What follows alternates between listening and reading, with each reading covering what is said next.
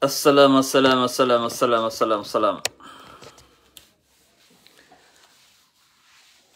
alaikum, j'espère que vous allez bien.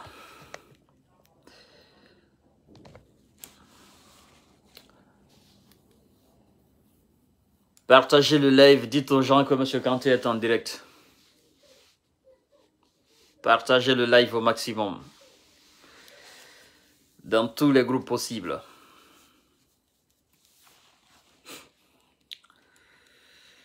Nous allons parler un peu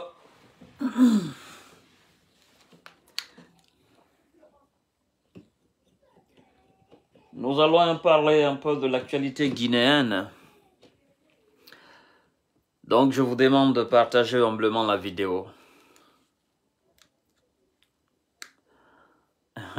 Oui, je vais bien. C'est juste que j'étais un peu occupé ces derniers jours-là. Voilà, sinon je vais bien. Magnifique, tout va bien, Mashallah. Ouais, merci beaucoup, monsieur. D'accord, merci infiniment. Alors les amis, partagez le live. Je vais parler un peu. On va attendre un peu. À 400, on commence, 450. J'espère que le son est bon.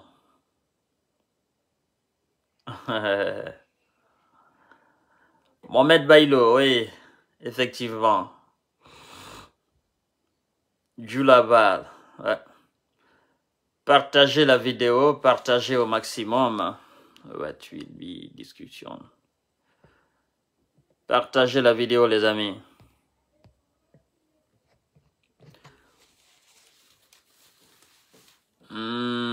Bonsoir, monsieur Fama. Dis les beaux mots ce soir. Aïcha Zagor, comment allez-vous? Partagez le live.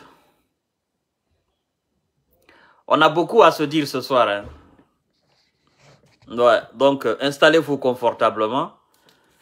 Prenez une boisson et installez-vous confortablement. Voilà, nous avons beaucoup à se dire ce soir.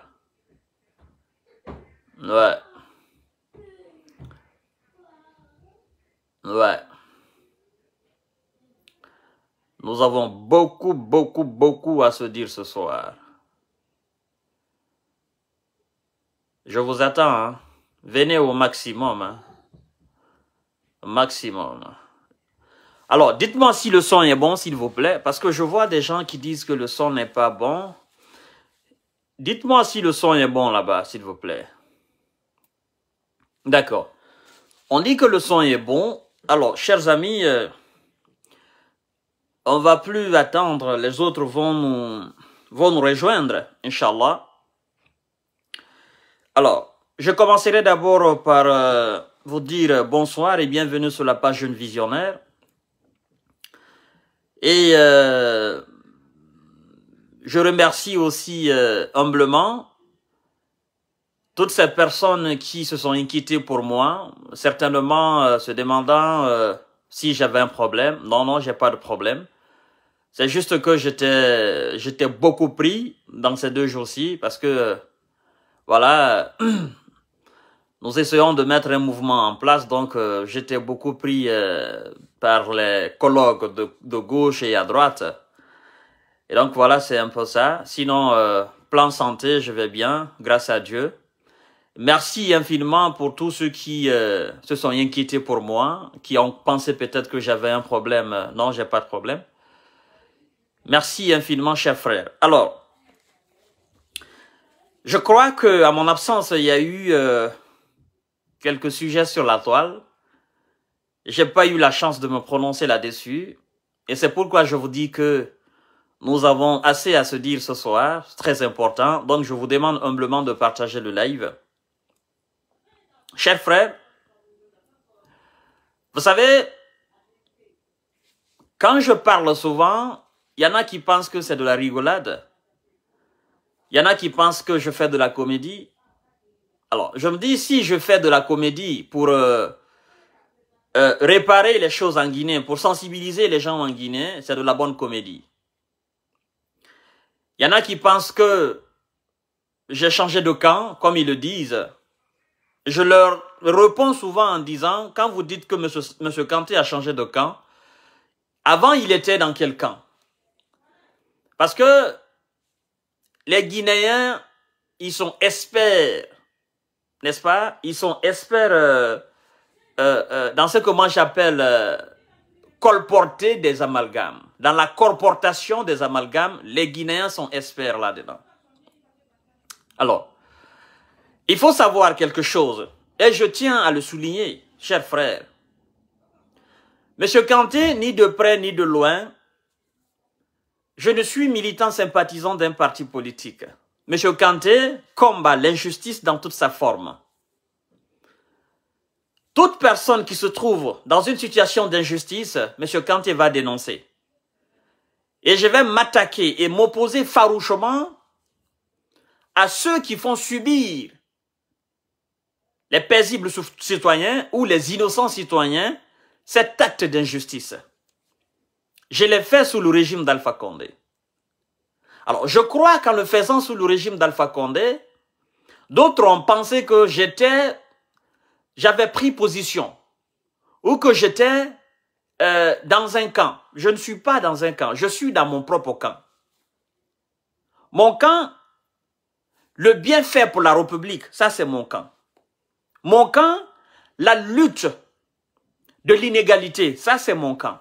Mon camp, la création de l'emploi, je me bats pour ça. Mon camp, l'émergence de mon peuple, je me bats pour ça. Je ne me bats pas pour un politique. Mais par contre, quand je vois un politique subir l'injustice, je vais dénoncer. Parce que ce politique, il fait partie aussi des citoyens de la République de Guinée. Donc, sachez très bien, chers frères, je ne suis pas militant sympathisant d'un parti politique. Je suis mon propre militant sympathisant. Alors, si vous voulez, je suis le militant sympathisant du peuple, de la bonne gouvernance. Je suis le militant sympathisant de la justice. Je suis le militant sympathisant de l'égalité. Je suis le militant sympathisant de la création d'emplois. Je suis le militant sympathisant de la création des conditions idéales pour l'émergence de mon peuple. Je suis le militant sympathisant de ces conditions, de ces facteurs de développement. Mesdames et messieurs, partagez le live. Alors, il y a un dossier qui a enflammé la toile. J'ai vu tas de personnes se prononcer là-dessus. Je me suis dit, ben, tenez, monsieur Kanté, vu que les occupations se font de moins en moins sentir, il est temps pour vous de vous prononcer sur cette situation. Il y en a qui pensaient que, ben, monsieur Kanté, vous êtes où? Vous êtes allé en Guinée? Oh, qu'est-ce qui se passe? Est-ce qu'on vous a acheté? Non. Je suis devant vous, je suis l'un de vous et je resterai l'un de vous. Je suis l'homme du peuple. Vous avez constaté comme moi, je l'ai constaté d'ailleurs avec stupéfaction. Je suis ébahi, je suis envahi par une colère rouge. Je suis emporté par l'indignation. L'indignation, non pas à cause de la destruction d'une maison. La maison, c'est l'homme qui l'a construite. C'est l'homme qui trace des plans, c'est l'homme qui finance la construction d'une maison. La maison peut être démolie à tout moment. L'indignation, non pas à cause de la démolition d'une maison, non. L'indignation à cause de l'honneur, à cause de la dignité, à cause de la personne morale et physique de celui qui occupait la maison. à cause de l'immensité de cette personne. Je suis indigné par rapport à la manière. Surtout, il faut le souligner, c'est très important. Parce que vous demandez aujourd'hui le principal intéressé, qui est à son excellence, M. Cellou Dalein Diallo, il vous dira, c'est pas la maison qui m'intéresse. Mais le fait que des gens s'acharnent contre moi, le fait que je sois considéré comme une personne non grata, le fait que je sois traité comme celui, je ne dirais même pas un étranger sur un sol guinéen, non, mais une personne rejetée. Le fait que je sois considéré comme une personne rejetée, sachant très bien que la Guinée est une famille, comme on le dit, et comme on veut le faire croire. Si la Guinée est une famille, ou si la Guinée était une famille, dans les conditions pareilles, nous pouvons affirmer sans embâche et sans équivoque que le mal-aimé de cette famille guinéenne, c'est effectivement son Excellence, M. Cellou Dalein Diallo. Vous savez, quand vous écoutez l'homme, vous vous posez la question, qu'est-ce qui ne va pas? Qu'est-ce qui se passe? Qu'est-ce que l'homme a fait pour mériter tout ce qui se trame? Qu'est-ce que l'homme a fait pour mériter toute cette situation déshonorante? Vous vous posez cette question. Mais ça fait partie du destin des grands hommes. Les grands hommes n'ont pas les mêmes destins. Il y en a qui souffrent avant de devenir président. Il y en a qui ne souffrent pas avant de devenir président. Il y en a qui souffrent avant de devenir riche. Il y en a qui ne souffrent pas avant de devenir riche. Il y en a qui subissent l'humiliation dans toute sa forme avant de devenir président. Il y en a qui subissent l'humiliation dans toute sa forme avant de devenir milliardaire. Je me dis que ça fait partie du destin de l'homme. On se fait comprendre. Alpha Condé a été arrêté et emprisonné dans les conditions que tous les Guinéens connaissent. Nelson Mandela, il a fait 27 ans en prison, dans les conditions que les Sud-Africains et le monde entier connaissent. On ne va pas répéter cela. Ça aussi, c'était dans l'injustice pure et dure. C'était dans le dégoût du prochain, dans le but de le détruire, Nelson Mandela. Mais est-ce qu'ils ont pu? Ceux qui voulaient le détruire, ceux qui voulaient l'enterrer vivant, ceux qui voulaient effectivement finir avec sa personne physique et morale, est-ce qu'ils ont pu? N'est-ce pas, ce sont eux-mêmes qui l'ont accompagné au palais présidentiel. De la prison à la présidence. Est-ce qu'ils ont pu? Ils n'ont pas pu. Des exemples comme ça, je peux citer jusqu'à demain sans m'arrêter. Cette situation, tout ce qui arrive à son Excellence Cellou Dalein Diallo, je dirais que ça fait partie de son destin. On continue d'écrire l'histoire politique de Cellou jusqu'à ce qu'il devienne président de la République de Guinée. C'est son histoire politique qu'on est en train d'écrire là.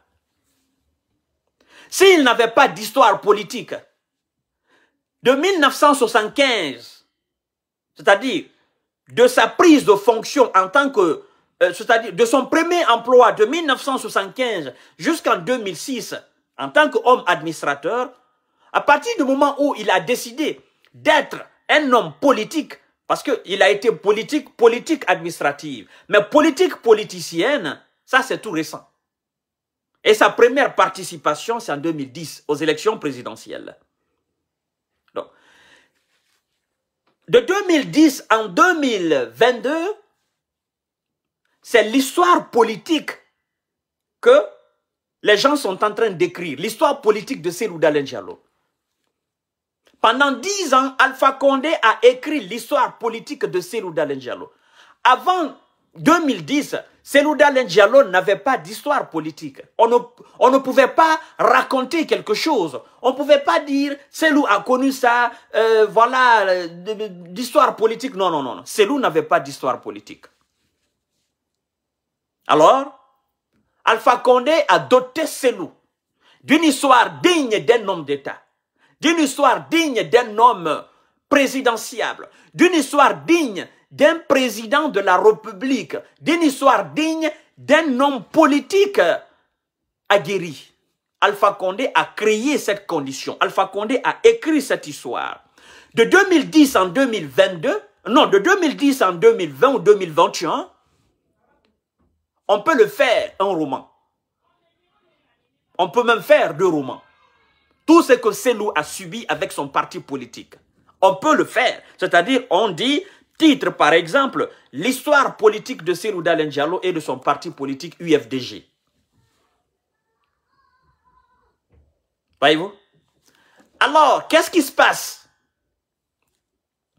Entre le 5 septembre et maintenant, il y a une autre histoire qu'on est en train d'écrire, une autre histoire politique de Cellou Dalein Diallo qu'on est en train d'écrire en Guinée.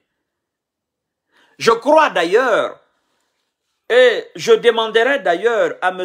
Thierno Monenembo, l'écrivain guinéen, je le suggère d'ailleurs, je le suggère cela. C'est un sujet. Il doit traiter, il doit écrire un roman là-dessus, l'histoire politique de Cellou Dalein Diallo.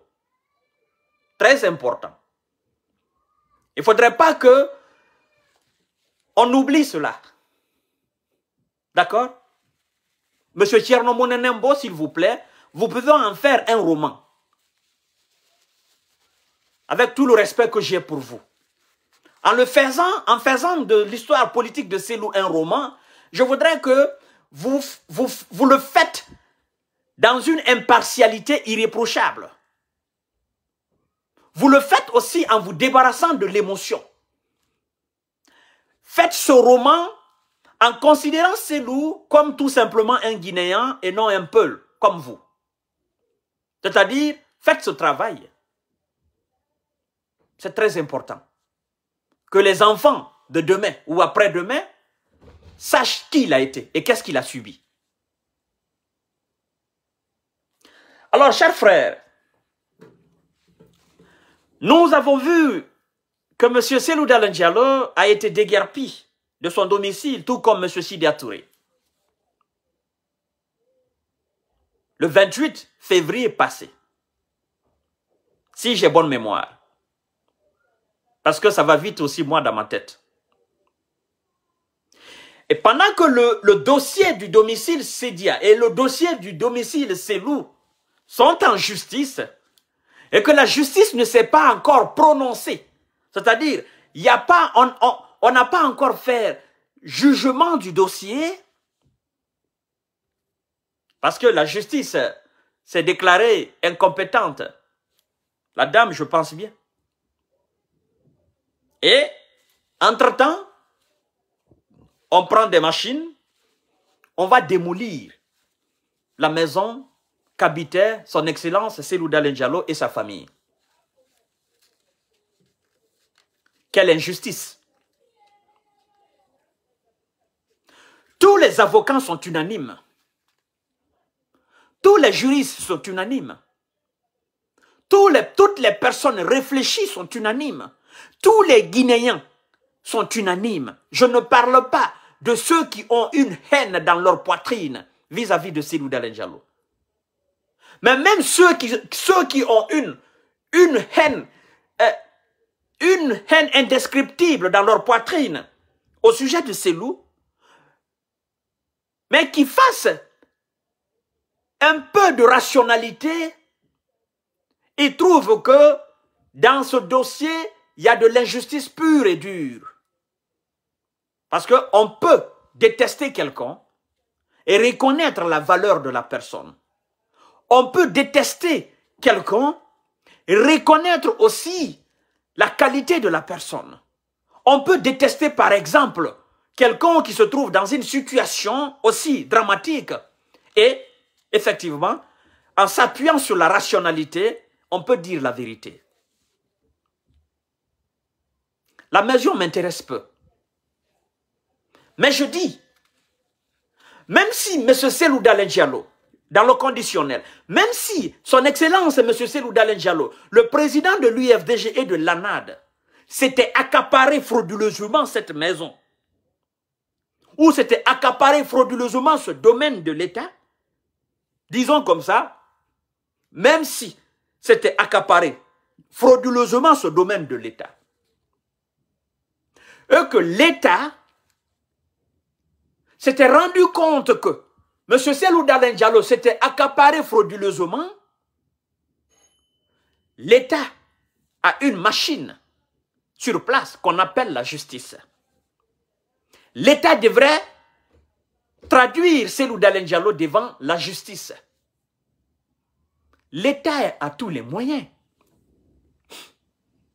L'État ne devrait pas venir un beau matin dégager Cellou, sachant très bien qu'il s'était accaparé frauduleusement. Je le mets dans le conditionnel.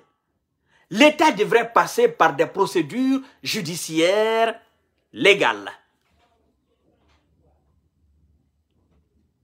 Vous comprenez, chers frères? Ça, c'est une question de respect et une question de procédure. Même si c'était le cas. C'est-à-dire que la justice devrait démontrer par A plus B que M. Cellou Dalein Diallo s'était accaparé frauduleusement de ce domaine. Et la justice devrait tout simplement ordonner à Cellou Dalein Diallo de quitter les lieux d'ici telle date. C'est ce que le droit voulait. C'est ce que la loi demande. La Guinée est un pays qui se veut de droit et de loi. La Guinée est un pays qui se veut du respect. La Guinée est un pays qui se veut de démocratie. Chers frères, l'État n'a pas fait cela. Non. L'État a demandé à Cellou de sortir et a donné une date. Alors Cellou se demande, pourquoi l'État me demande de sortir de chez moi? Vous savez, on peut aussi exproprier un citoyen de son domaine, de sa maison par exemple. Exproprier. Retirer par exemple. Il y a les manières aussi. L'État n'a pas utilisé ses moyens. L'État n'est pas passé par ces procédures d'expropriation. L'État a fait montre de force. L'État a fait montre d'injustice. L'État a fait montre de quelque chose d'inacceptable. Et c'est ce qu'on reproche à la Guinée. La bonne manière. C'est-à-dire, on travaille en Guinée, on fait comme si il n'y avait pas de loi en Guinée. On fait comme si il n'y avait pas de règles en Guinée. On fait comme si il n'y avait pas de justice en Guinée. Alors, quand nous autres, nous disons qu'il n'y a pas de justice en Guinée, je crois que les justiciers ne doivent pas se fâcher. Parce que tous ces hommes de loi savent ce que c'est que la loi et savent ce que c'est que l'application de la loi. On n'est pas passé par les bonnes manières. Et Cellou Dalein, à son tour, a saisi la justice par rapport à ce domicile. L'État est là. Le particulier, M. Cellou Dalein Diallo, est là, en justice. Alors, je crois que, même s'il fallait mentir, même s'il fallait passer par les moyens imaginaires possibles ou impossibles, pour effectivement montrer au peuple de Guinée que Cellou s'est accaparé de ce domaine de l'État, ça c'était beaucoup plus mieux. C'est-à-dire que la justice déclare, M. Cellou Dalein Diallo a perdu le procès. Pour ça, basta, on tourne la page et puis c'est fini. Alors que, voilà, nous sommes là maintenant, nous disons c'est l'injustice. Mais bon, on dit, écoute, la justice quand même a rendu une décision. Vous comprenez ce que je veux dire là? C'est-à-dire que on fasse le jugement, la justice par les moyens, la justice avec l'État derrière. Bon, on monte un faux dossier comme ça avec des faux arguments. On dit, bon, M. Cellou Dalein Diallo a perdu le procès. Bon, basta, on passe à autre chose. On le dit de quitter. On dit, oui, la justice a rendu un jugement. Cellou a perdu le procès. Ça, c'était beaucoup plus mieux. Même si c'était basé sur le mensonge. Que de faire la chose de la manière la plus inacceptable possible. On serait certainement là à crier l'injustice, l'injustice, l'injustice. Ça, c'était mieux. La justice n'a pas encore rendu justice. La justice n'est pas encore faite dans ce dossier. On prend les machines, on va détruire la maison. C'est-à-dire le sujet de justice. Le sujet de justice, c'est la maison. Alors, si le sujet est déjà détruit, qu'est-ce que la justice peut dire? La justice dira tout simplement, ben, le sujet n'est plus là. C'est-à-dire, le sujet qui faisait objet de justice n'est plus là. Bon, il y a plus, on fait plus de justice, c'est fini. Sachant aussi bien que on ne va pas dédommager ces loups. Écoutez, moi je pense que l'État a été quand même médiocre dans cette procédure. L'État a les moyens. Il suffit juste de demander ces loups. Excellence, on a besoin de votre domaine. Pour des causes tant. Réglez ça à l'amiable. Sidi Touré, on a besoin de votre domaine. Pour des causes tant. Réglez ça à l'amiable. Mais, chers frères, ce que vous ne comprenez pas, c'est ce que je vais vous dire maintenant. Derrière la démolition du domicile Cellou, il y a quelque chose qui se cache. La sauge qui se cache. Vous avez écouté l'audio d'Alpha Condé. Il y a une partie de cet audio qui est révélatrice de quelque chose. Alpha Condé a dit, je me rappelle bien,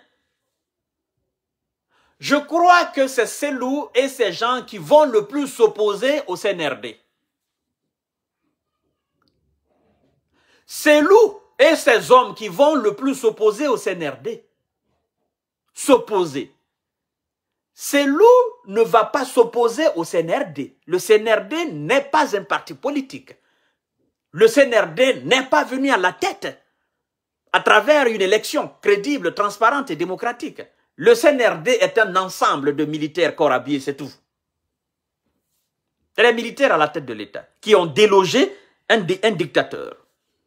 Cellou, je crois que Cellou, c'est eux qui vont s'opposer le plus au CNRD.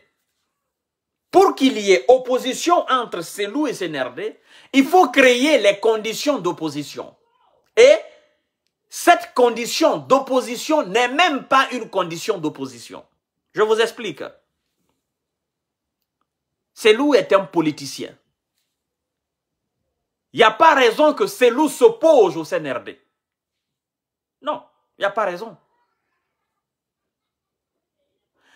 Est-ce que Cellou s'est prononcé sur la gouvernance du CNRD, la gouvernance, l'administration du CNRD, la gestion de la Guinée,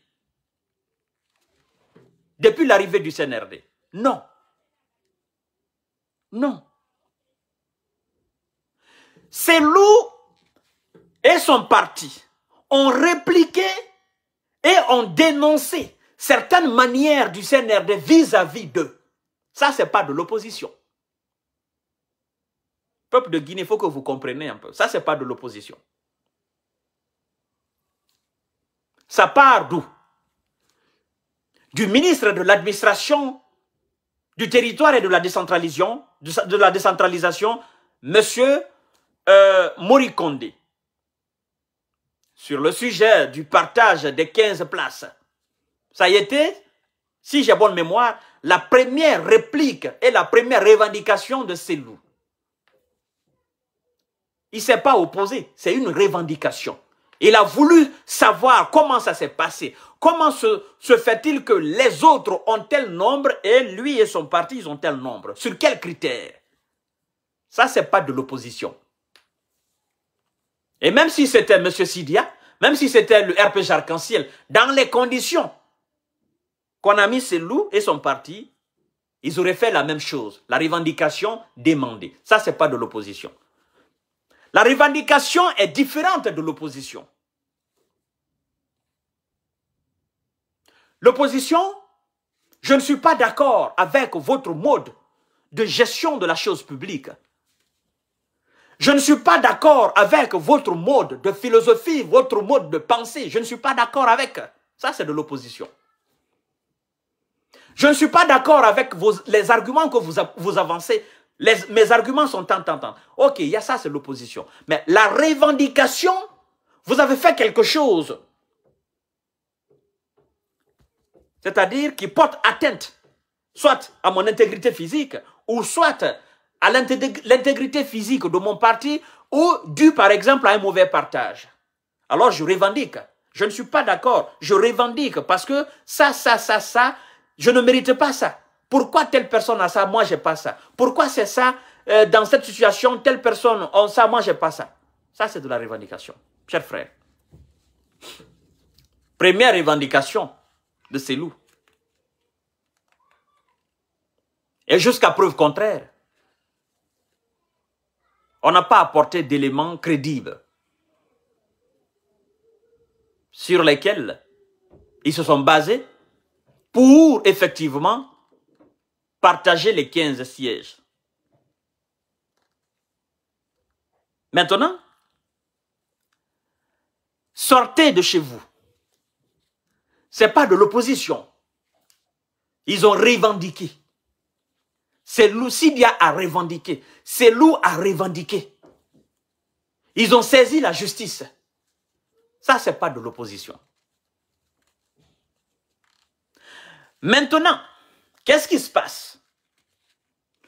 Tout ce qui se trame, tout ce qui se passe maintenant, tout ce que son Excellence CDD subit, c'est évidemment dans l'optique de créer les conditions d'amalgame, les conditions d'opposition entre Selou et le CNRD. Oui. Mais ce qui est dommage dans l'affaire, c'est que le colonel Mamadi Doumbouya sait pertinemment que ces choses-là sont faites pour qu'il ne s'entende pas avec Selou Dalein Diallo. Il le sait pertinemment, le colonel. Oui. On dira qu'il est sous pression, qu'il y a des pressions sur ses épaules. On dira que oui, il a des mauvais conseillers. Mais c'est un homme quand même réfléchi, qui sait où mettre les pieds. C'est un stratège qui allait déloger Alpha Condé avec ses éléments. Donc, il est doté de cette capacité, de cette faculté humaine, le permettant de distinguer le mal du bien. Alors, s'il reste les yeux fermés et en écoutant les conseils qui ne font que desservir la cause nationale, qui ne font que emboîter ce que eux-mêmes ils appellent l'assise nationale, je me dis que le colonel a une part de responsabilité dedans.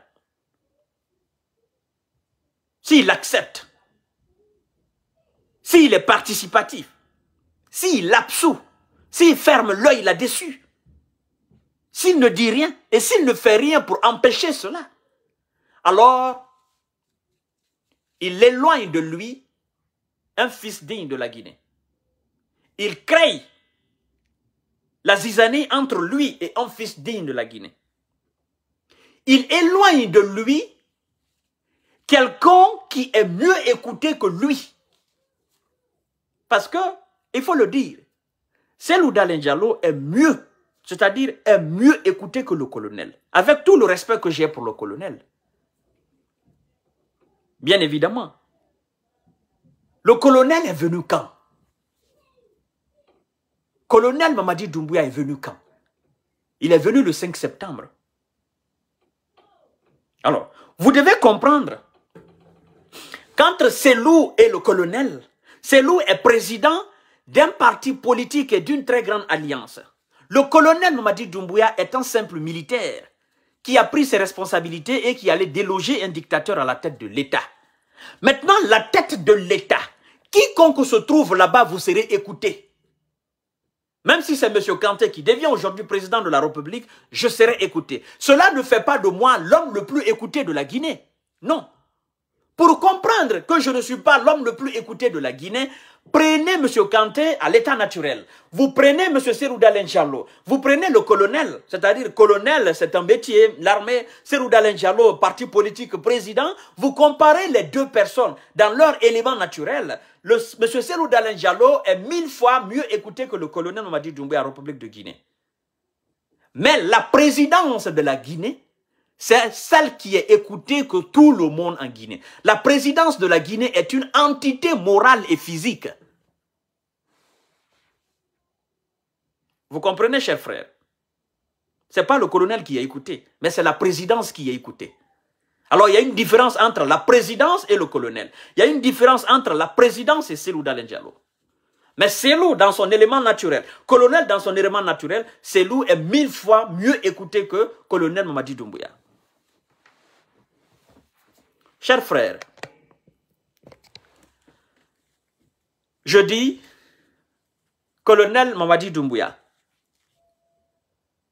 vous avez, le 22 mars, ouvert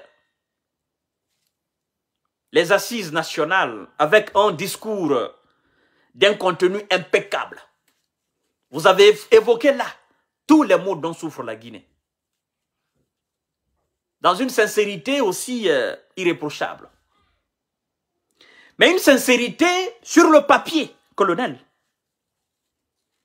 Pour traduire cette sincérité sur le terrain, il faut de la vocation politique, la bonne vocation politique. Il faut de la bonne volonté politique. Vous êtes en train de faire une chose et son contraire à la fois.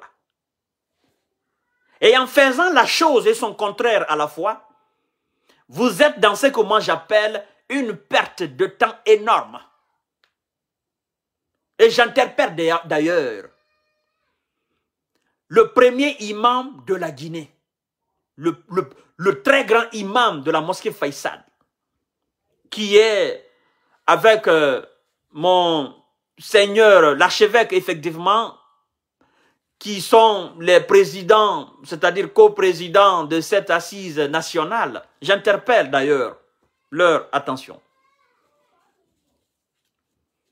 Avec tout le respect que j'ai pour vous, monsieur Mamadou Saliou Kamara, c'est un vieux que je connais personnellement pour l'avoir fréquenté.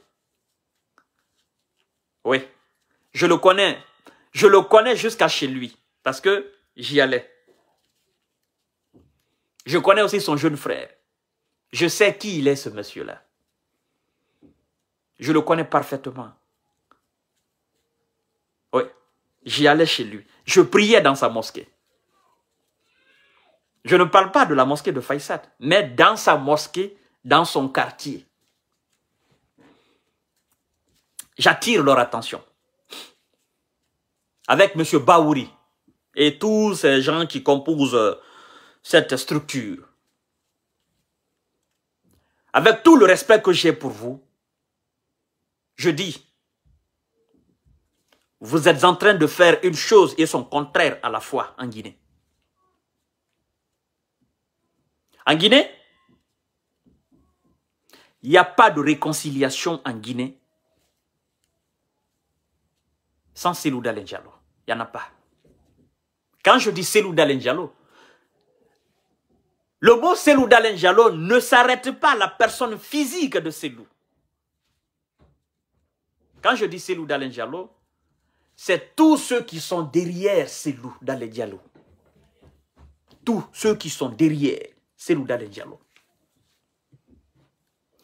Entamer un travail de réconciliation, d'assises nationales, en marginalisant ces gens-là, vous faites un travail qui n'aboutira jamais. Vous êtes en train de nous faire tourner en rond. Vous faites un travail qui n'aura jamais de fruits. Je préfère vous le dire.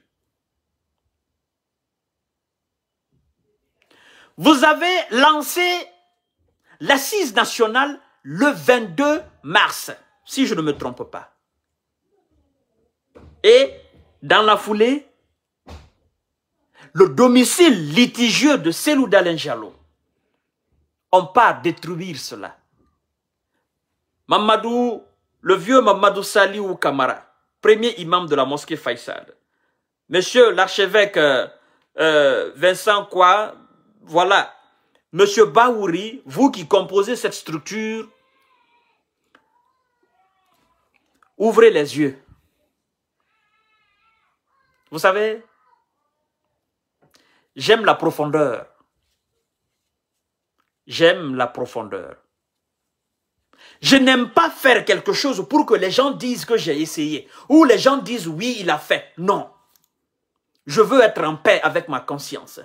Je veux faire un travail qui portera fruit. Je veux faire un travail qui aura un impact capital sur la vie de la cité. Colonel Mamadi Doumbouya, colonel Sadiba Koulibaly, colonel Bala Samoura, colonel Amara Kamara. Ce travail-là, c'est un faux travail. C'est un travail qui n'a pas de fond. Vous ne pouvez pas demander l'assise nationale et en continuant de créer les conditions d'une assise nationale, si je puisse me permettre, d'une assise nationale. Vous ne pouvez pas parler d'assise nationale en continuant à créer les conditions de division, les conditions de frustration, les conditions de déception, les conditions de désolation, les conditions d'illusion, les conditions de trahison. Les conditions de manque de vision. Vous savez, quand Ahmed Sékou Touré a dit que nous préférons la dignité ou la liberté dans la pauvreté à l'opulence, la richesse dans l'esclavage, je me dis, Ahmed Sékou Touré, en disant cela, dignité dans la pauvreté, vous parlez de quelle dignité, de quelle pauvreté? Richesse dans l'esclavage, vous parlez de quelle richesse et de quel esclavage? Parce que si je prends dignité dans la pauvreté, je dirais tout simplement que il n'y a pas de dignité dans la pauvreté. Et je dirais, quand vous dites, nous préférons la dignité dans la pauvreté que la Guinée a, c'est une pauvreté qui a des facettes multiples. La Guinée est pauvre financièrement. La Guinée est pauvre humainement. La Guinée est pauvre mentalement. La Guinée est pauvre politiquement. La Guinée est pauvre volonté politiquement. La Guinée est pauvre socialement. La Guinée est pauvre culturellement. La Guinée est pauvre éthiquement. Et dans ces catégories de pauvreté, il n'y a pas de dignité, Ahmed Sékou Touré. La Guinée est un État pauvre sur tous les plans. La pauvreté ne se limite pas seulement aux moyens financiers. Un peuple pauvre sur tous ces plans est un peuple perdu et désemparé. Nous sommes pauvres socialement. Les Guinéens ne s'aiment pas. Et quand je dis les Guinéens ne s'aiment pas, ce verbe, c'est-à-dire cette phrase, les Guinéens ne s'aiment pas, c'est lui ou ceux qui ont créé cette condition, ceux qui continuent d'amplifier cette condition, ce sont les administrateurs. Ce sont eux qui doivent créer les conditions d'amour. Mais s'ils sont les premiers à créer les conditions de division, les conditions de haine, les conditions de dégoût, les conditions du dénigrement, les conditions de marginalisation, comment voulez-vous que sur le papier les Guinéens s'aiment? Les Guinéens ne peuvent pas s'aimer. Parce que vous manquez de vision. Parce que vous manquez de bonne volonté politique. Parce que vous faites mal ce qu'on doit bien faire. Alors, comme disait Voltaire, que le fait de faire mal ce qu'on doit bien faire, c'est une perte de temps énorme. Alors, colonel Mamadi Doumbouya, colonel Sadiba Koulibaly, colonel Bala Samoura, colonel Amara Kamara, vous faites perdre du temps énorme à la République de Guinée.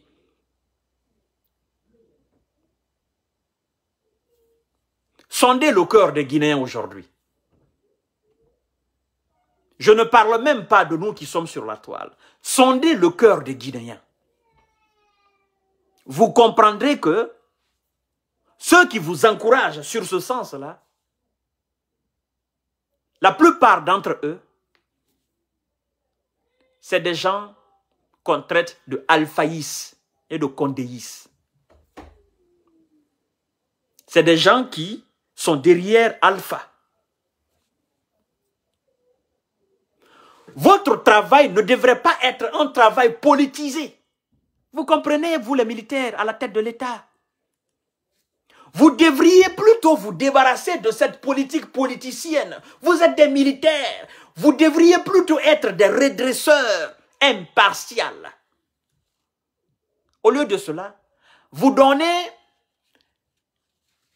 un sens politique, politicienne à votre travail. Vous vous restez, c'est-à-dire vous vous laissez politiser. Vous laissez votre travail, votre élan politisé par des gens qui sont derrière vous et qui n'aiment pas la Guinée. Vous faites un semblant de travail d'homme de paix. C'est comme ça que je qualifie. De l'autre côté, vous dites, nous allons montrer notre force. Tout va très vite. Je vous le réitère encore. On ne peut pas réconcilier les Guinéens. On ne peut pas parler de réconciliation en Guinée en laissant le facteur X de cette réconciliation. En laissant le noyau central même de cette réconciliation, de cette assise nationale. Les 10 dernières années passées, il n'y a pas un Guinéen qui a souffert dans sa peau, dans son âme, du régime d'Alpha Condé, du régime administratif guinéen, que Cellou Dalein Diallo et ses militants, ses sympathisants. Il n'y en a pas. Et qui puisait,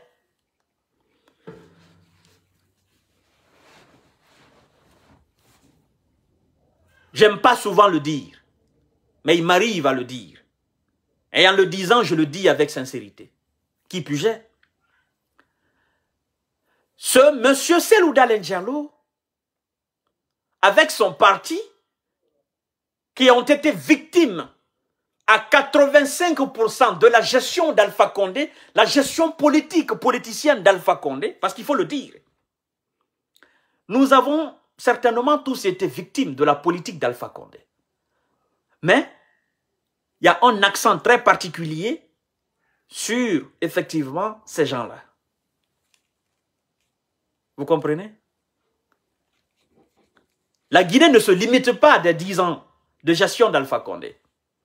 Mais, comme le disent certains, que si on doit traquer les voleurs de la Guinée, on doit commencer par ceux qui ont géré la Guinée dans les 10 ans passés. Alors, si on doit commencer à réconcilier les Guinéens, on doit aussi commencer par ceux qui ont été le plus victimes de la gestion d'Alpha Condé des 10 ans. Si on doit traquer les nouveaux voleurs, on doit aussi réconcilier les nouvelles victimes. On doit commencer par réconcilier les nouvelles victimes. C'est aussi simple que ça. Chers frères, c'est aussi simple que ça. Si aujourd'hui, on doit traquer les bourreaux de la Guinée, ceux qui ont tué des enfants en Guinée, on doit commencer et on va commencer par les nouveaux bourreaux, les nouvelles victimes, c'est-à-dire les victimes des 10 dernières années avant d'aller toucher ceux de Lansana Conté et d'Ahmed Sékou Touré. C'est-à-dire crimes financiers 10 dernières années, crimes économiques 10 dernières années, crimes de sang 10 dernières années. Alors si on doit commencer par réconcilier les Guinéens, réconcilions aussi les Guinéens qui ont été victimes dans leur cœur, dans leur chair et dans leur âme des 10 dernières années. Et le moteur de cette réconciliation, l'élément à ne pas marginaliser dans ce travail, dans ce processus de réconciliation, c'est évidemment, c'est lui qui continue d'être victime toujours. Et c'est lui qui continue d'être humilié, à l'occurrence, monsieur Cellou Dalein Diallo. Je l'ai dit au colonel, je l'ai dit aux personnes haut placées, je l'ai dit aux personnes mieux placées.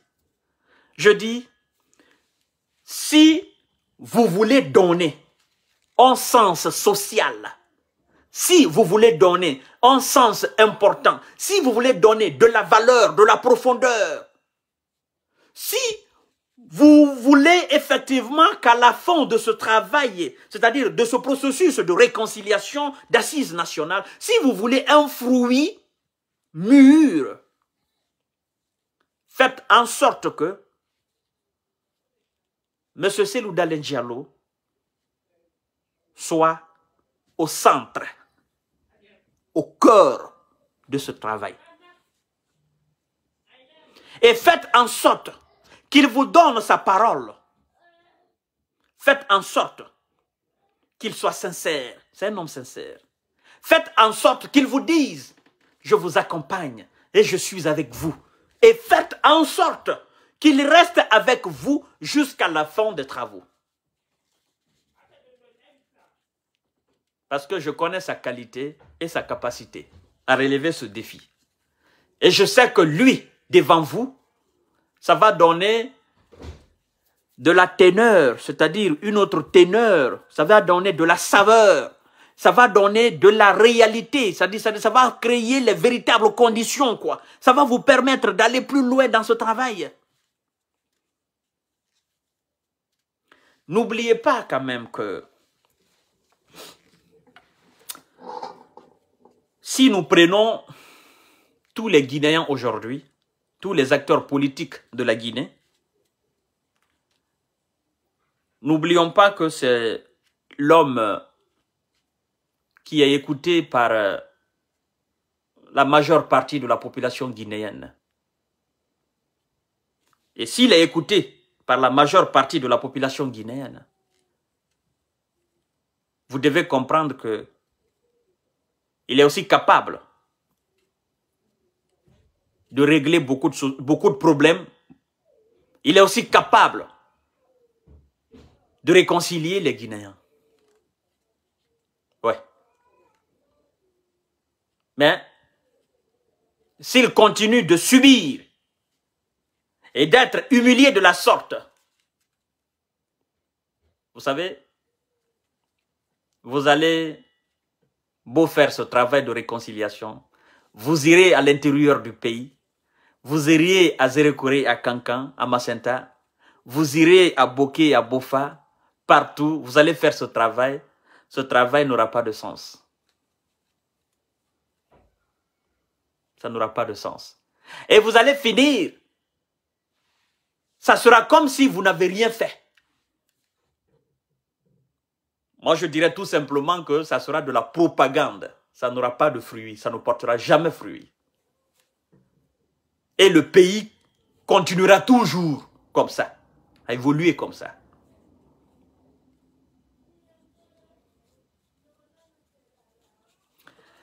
Colonel Mamadi Doumbouya, je m'adresse à vous cette fois-ci et maintenant pour la fin de mon live. Vous savez, à votre arrivée, le 5 septembre jusqu'à aujourd'hui, sur la toile en République de Guinée, nous les blogueurs guinéens, je crois que s'il y a des gens qui ont perdu leur crédibilité à cause de vous, si je ne suis pas le premier, je ne serai pas quand même le deuxième. Ouais. À cause de vous, colonel. Oui. Parce que je m'étais inscrit dans ce cadre d'accompagnement du CNRD. Et pour la transition, pour la réussite de la transition. Nous sommes ce qu'on appelle le 4e pouvoir.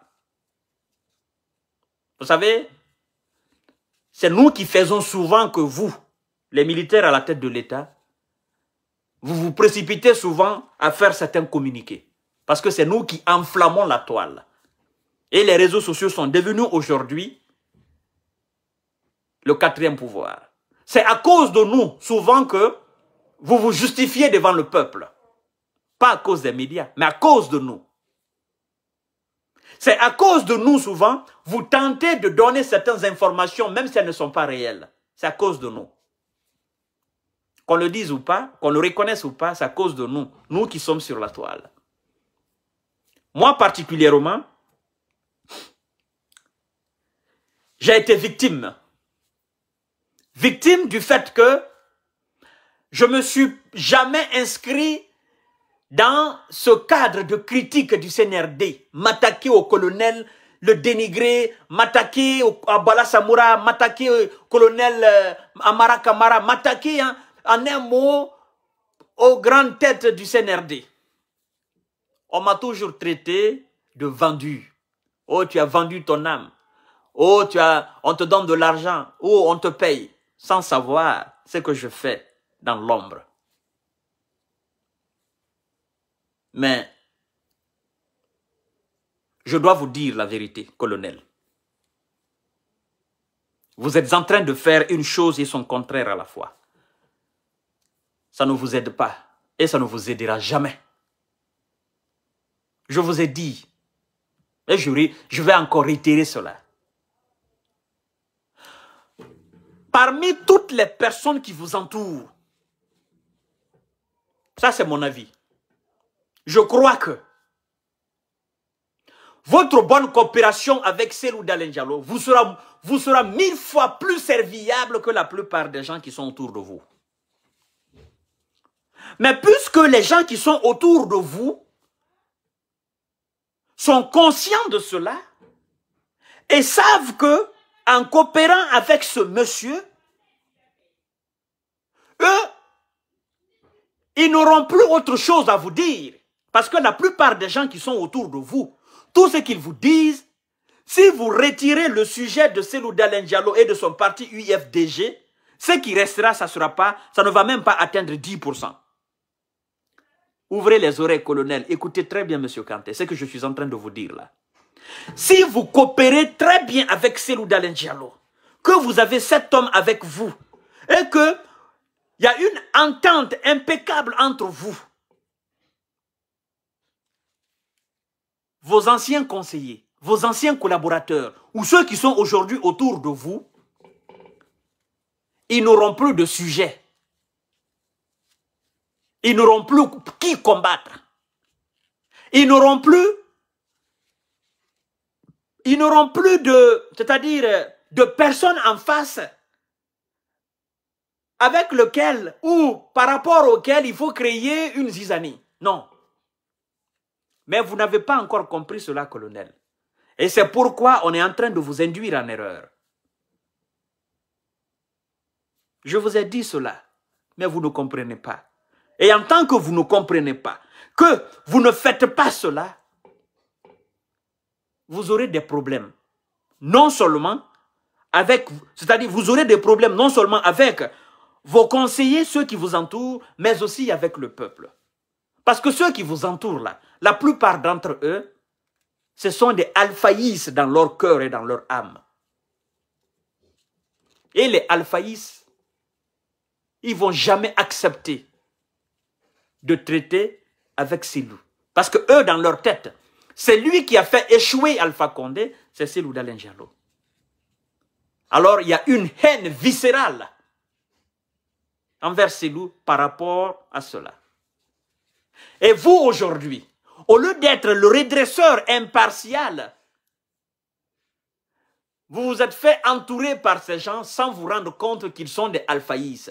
Et les conseils politiques qu'ils vous donnent, c'est pourquoi les gens disent c'est du alpha sans alpha. Parce que, tout simplement, la politique d'Alpha Condé se sent autour de vous. Les conseils politiques qu'on vous donne, que vous appliquez, ce sont les politiques d'Alpha Condé. C'est pourquoi on dit c'est du alpha sans alpha. Parce que ce sont les alphaïs en grande partie qui vous entourent. Or, vous devriez être plutôt le redresseur impartial. Et maintenant, il tente par tous les moyens de vous opposer, vous, à son excellence Cellou. Et non d'opposer Cellou à vous, mais vous de vous opposer à Cellou. Parce qu'il y a une différence entre Cellou opposé au CNRD et le colonel Mamadi Doumbouya opposé à Cellou. Cellou étant, il revendique, il ne s'oppose pas. Mais ceux qui sont autour du colonel, les 90% donnent des conseils allant dans le sens de l'opposition du colonel à Cellou. C'est ça aussi le problème. Et donc, qui souffre? C'est le peuple qui souffre. Parce que ce que vous oubliez, vous faites du mal à vous-même. Vous faites du mal à vous-même. Et vous êtes en train de bafouer le colonel. Vous êtes en train de salir le colonel. Vous êtes en train de tuer le colonel à petit feu. L'homme, c'est qui? L'homme, c'est ce que tu fais. Et ce que le colonel fait aujourd'hui à la tête de l'État, c'est ce qui fait de lui ce qu'il est. Ce n'est pas sa personne physique qui intéresse les gens. Mais ce qu'il fait. On dit, pour juger un homme, on le juge par ce qu'il fait et ce qu'il dit. Mais si ce qu'il fait ou ce qu'il dit est en opposition avec ce qu'il fait, jugeons-le par ce qu'il fait. Alors, ce que le colonel fait aujourd'hui, ou bien ce qu'on fait au nom du colonel, le colonel se résume à cela aujourd'hui. En tant que chef d'État, il se résume à cela. Et c'est ce qui ne devrait pas exister. Mais colonel, vous êtes un homme intelligent et militaire. Maintenant, vous dites que vous avez cassé ce domicile parce que vous voulez construire des maisons ou des bâtiments appropriés. Vous voulez construire des maisons ou des bâtiments effectivement neufs. Donner une belle image. Vous savez la question que je vous pose? Je vais poser cette question d'abord à monsieur le ministre de l'Habitat, de l'Urbanisme, monsieur Ousmane Gawal. Monsieur Ousmane Gawal, depuis votre arrivée, vous avez fini combien de maisons sociales? Combien de maisons sociales? Logements sociaux, depuis votre arrivée. Depuis votre arrivée, ce grand tribunal-là, vous avez dit que vous allez tout faire pour finir rapidement cela. On n'en parle même plus. Cette grande cour-là, où ces jugements des grands dossiers vont se tenir là, on n'en parle même plus. C'est quoi? Vous avez arrêté les travaux? Vous qui n'avez pas les moyens de finir les maisons sociales, vous qui n'avez pas les moyens de finir, de finaliser la construction de cette cour, cette grande cour, c'est vous qui allez construire des maisons sociales là, des logements sociaux là, là où vous détruisez là. Vous qui n'avez pas les moyens. Je ne comprends pas votre politique. Expliquez-moi. Expliquez-moi. Et, excusez-moi avec tout le respect que j'ai pour vous, dans la destruction du domicile de Selou, je trouve là un manque de réflexion ou un manque de vision. Si vous voulez effectivement construire des maisons pour les administrateurs, pour le peuple, afin d'abriter les gens, je me dis, le domicile de Selou n'a pas 50 ans. Le domicile de Selou que vous avez détruit n'a pas 40 ans, à ma connaissance.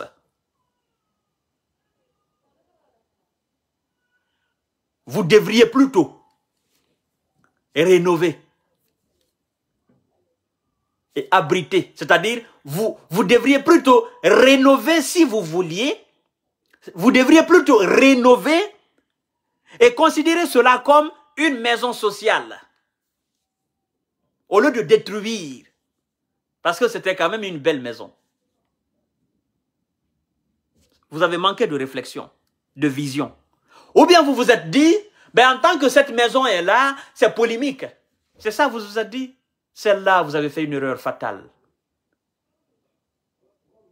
Vous avez fait un mal, certainement pour un bien, mais ce n'est pas un bien. Le mal va toujours rester. Et il n'y a pas de bien derrière.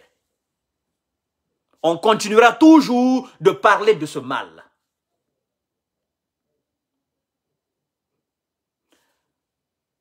C'est-à-dire, vous vous donnez des tâches, vous vous donnez des ambitions et vous n'avez pas les moyens. Comme disait Lansana Kouyaté, que l'ambition dont on n'a pas la compétence est un crime. Vous vous donnez des ambitions, vous n'avez pas les moyens. Et qu'est-ce qui va se passer? Alors le peuple de Guinée attend à ce que vous alliez détruire la villa de Sidya Touré. Parce que vous avez donné ordre à ces deux personnes, deux personnalités, même jour pour les mêmes dates.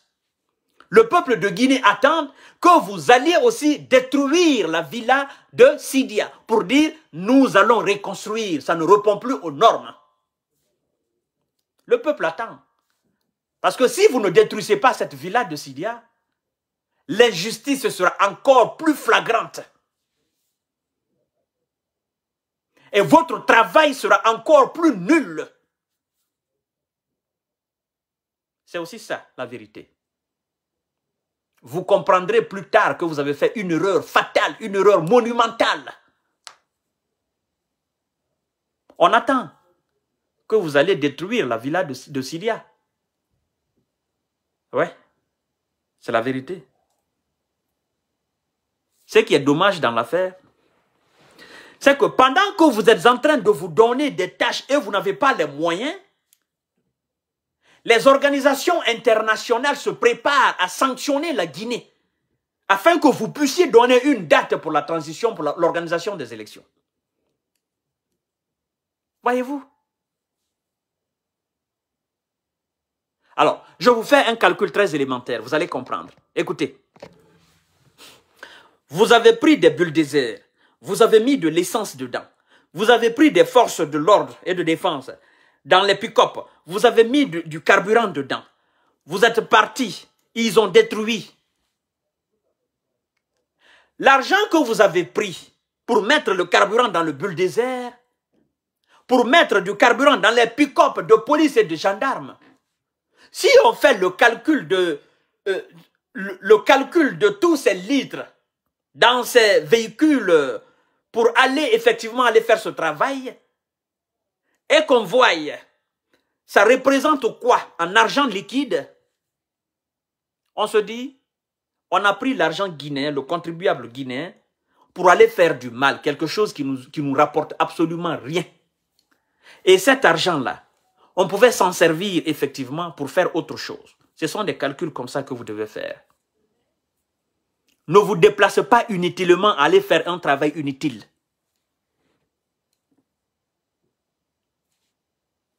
Mais, quoi qu'on dise, la Guinée reste un pays bizarre. Mais, ça va venir. Alors, continuez la récupération des domaines de l'État. Et si vous vouliez construire une nouvelle cité ministérielle, chers frères, vous qui êtes à la tête de l'État, Alpha Condé, avec son gouvernement, ont détruit combien de bâtiments en Guinée? Avant que Kassori ne vienne devant le peuple pour dire on ne sait pas qui a donné l'ordre.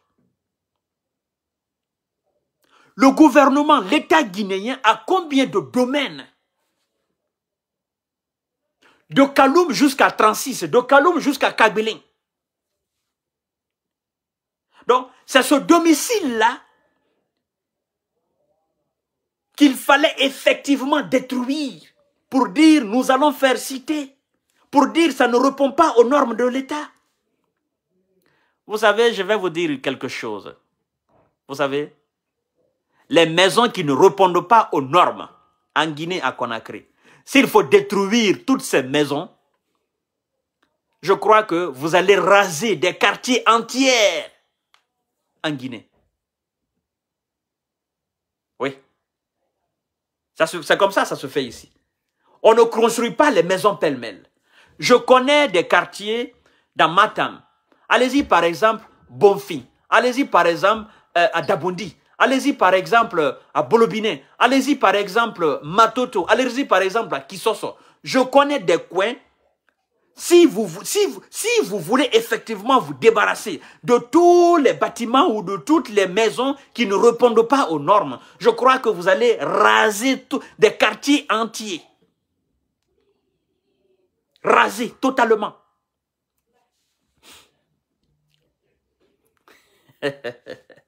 Chers frères, tout ce que je peux dire au gouvernement, c'est de faire attention. Tout peut aller vite. Donnez un sens au travail que vous avez entamé. Ne faites pas les choses parce que vous êtes à la tête de l'État. La tête de l'État, ce n'est pas le domicile de quelqu'un. Personne n'a le titre foncier de la tête de l'État. Et vous savez que vous avez délogé quelqu'un qui se prenait aussi pour un demi-dieu. Donc, colonel Mamadi Doumbouya, prenez l'exemple sur toutes les personnes qui sont tombées le 5 septembre, qui étaient là le 4 septembre. Prenez l'exemple sur eux. Et réfléchissez, méditez là-dessus. Prenez l'exemple sur toutes les personnes qui étaient là la nuit du 4 septembre, qui a accouché le 5 septembre et qui sont tombées là. Faites ce qui est utile pour le peuple. N'agissez pas avec la haine. N'agissez pas avec des conseils des haineux. Faites ce qui est utile pour le peuple. Ce qui est utile. Il y en a tellement de choses utiles que le peuple a besoin que vous fassiez aujourd'hui, que vous n'avez même pas besoin de vous attaquer à ces domiciles-là. Faites ce qui est utile pour le peuple, colonel. Je vous le dis tout le temps. Le peuple a faim. Le peuple vit dans l'insécurité totale. Le peuple est malade. Le peuple n'a pas de route. Le peuple n'a pas d'eau. Le peuple n'a pas d'électricité. Le peuple n'a pas de centre de santé. Il n'y a pas d'hôpital de qualité. Faites ce qui est utile. Ne dépensez pas de l'argent dans des choses futiles qui n'ont aucune importance sur la République.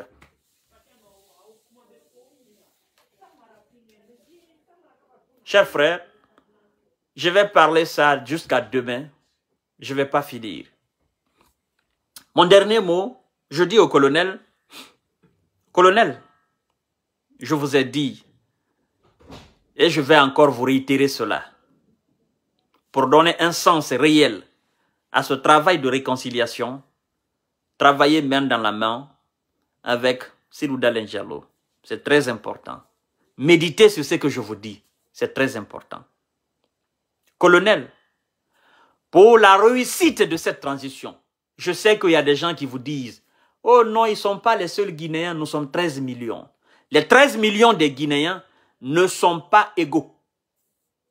La preuve en est que vous, le colonel, vous n'êtes pas égal au colonel Amara Kamara qui est aux côtés de vous. Vous, le colonel, vous n'êtes pas égal aujourd'hui au colonel Bala Samoura. La preuve en est que vous, le colonel Mamadi Doumbouya, vous n'êtes pas égal au colonel Sadiba Koulibaly. Les 13 millions de Guinéens ne sont pas égaux. La preuve en est que M. Kanté n'est pas égal à M. Cellou Dalein Diallo. La preuve en est que M. Cellou Dalein Diallo n'est pas égal à Dr Ousmane Kaba. La preuve en est que M. Cellou Dalein Diallo n'est pas égal à M. Lansana Kouyaté. Les 13 millions de Guinéens ne sont pas égaux. Quand Cellou s'arrête, qu'il parle, la portée de sa parole, c'est-à-dire, va très loin que la portée de la parole d'El Lansana Kouyaté. C'est-à-dire que vous mettez Cellou Sidia, tous ces acteurs-là, sur une même table. Vous dites parler. Quand ces gens-là parlent, la portée de la parole de Cellou va beaucoup plus loin que tous ces gens-là. C'est pourquoi je vous dis, les 13 millions de Guinéens ou 15 millions de Guinéens ne sont pas égaux. Travaillez avec les bonnes personnes. Ayez des bonnes personnes à vos côtés. Ayez des personnes qui sont utiles pour le peuple et qui sont utiles pour la paix et la réconciliation guinéenne. Ayez des personnes à vos côtés qui peuvent vous porter haut. Ça vous aidera.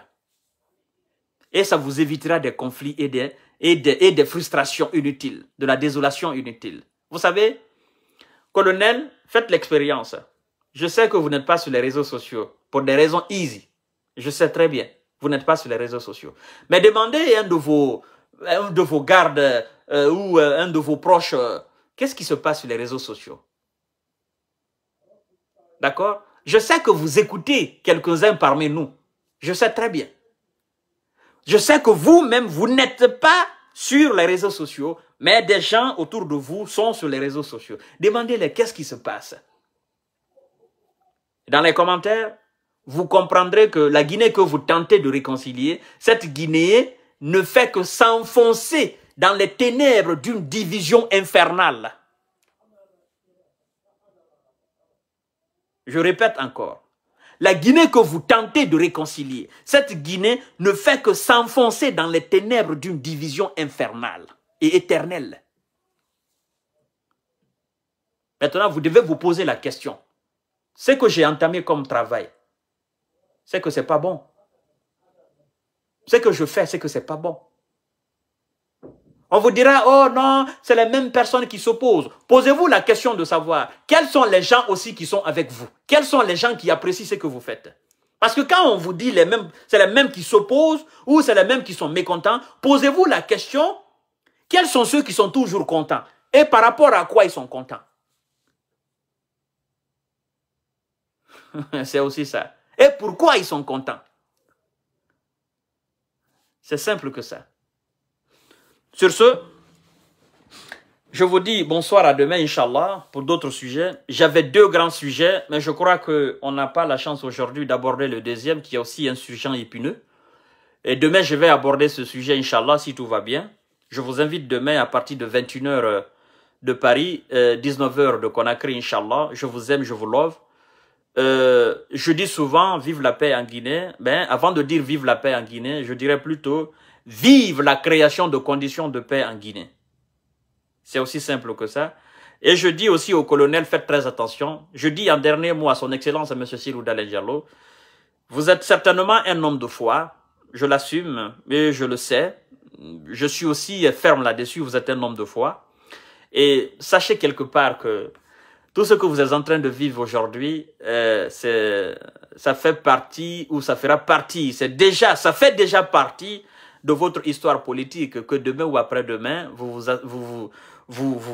raconterez effectivement cela à vos enfants, ou bon, ces enfants qui sont déjà grands, ou à des personnes qui le savent déjà, mais ça fait quand même partie de votre histoire, donc restez zen, restez stoïque, restez voilà, bien dans votre tête, et ne soyez pas animés par la haine. Je sais que vous n'êtes pas un homme qui est animé par la haine. Souhaitez juste que le colonel comprenne effectivement que vous n'êtes pas son ennemi et son adversaire. Donc, c'est le même conseil que je dis au colonel. Ne considérez pas Selou comme un adversaire, encore moins un ennemi. Et je le dis avec tant de ferveur, avec dynamique, avec humanité, effectivement, de s'entendre avec vous, parce que je sais que votre harmonie, l'harmonie du colonel Mamadi Doumbouya et M. Selou Dalein Diallo, ça dépasse. C'est-à-dire ça dépassera l'entendement en Guinée. Ça va se sentir même dans les plateaux. Ça va se sentir même dans les assiettes. L'harmonie entre le colonel et Selou. Ça va se sentir dans les assiettes. Oui. Ça va se sentir dans les marchés. Ça va se sentir, c'est-à-dire ça aura un impact direct et positif sur le peuple de Guinée. Le connaisseur connaît. Et vous savez déjà ce que ça veut dire. Bye bye, à demain, je vous aime. Vous qui allez suivre le live, vous partagerez au maximum. Merci beaucoup. Wassalam.